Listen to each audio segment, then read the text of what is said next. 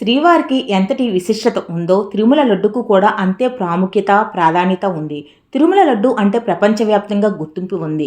అలాంటి లడ్డూ ప్రసాదం ఇప్పుడు వివాదాల్లో నిలిచింది. లడ్డూ వివాదం నేపథ్యంలో ప్రతి ఒక్కరూ తిరుమలలో లడ్డూ ప్రసాదం ఎప్పుడు మొదలయ్యింది, ఎవరు తయారు చేసేవారు, ఎంత ధర ఉండేది, ఇలా అనేక రకాలుగా మాట్లాడుకుంటున్నారు. ఈ లడ్డూలను స్వామివారి ప్రసాదంగా పెట్టడం ప్రారంభించి సరిగ్గా 309 ఏళ్లు పూర్తయింది.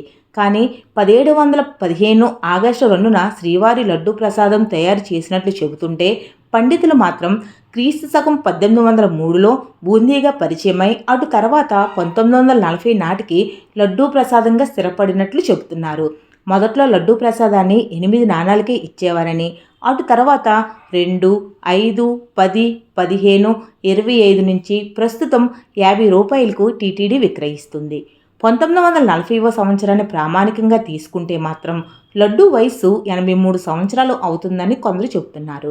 లడ్డూకు పేటెంట్, ట్రేడ్ మార్క్ కూడా ఉండడం విశేషంగా చెప్పుకోవచ్చు.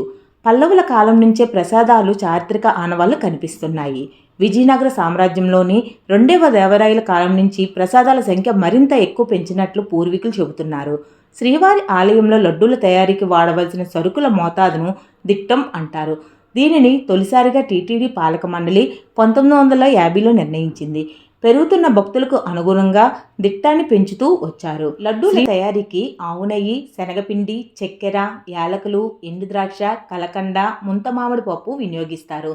803 కేజీల సరుకులకు 5100 లడ్డూల వరకు తయారవుతాయి.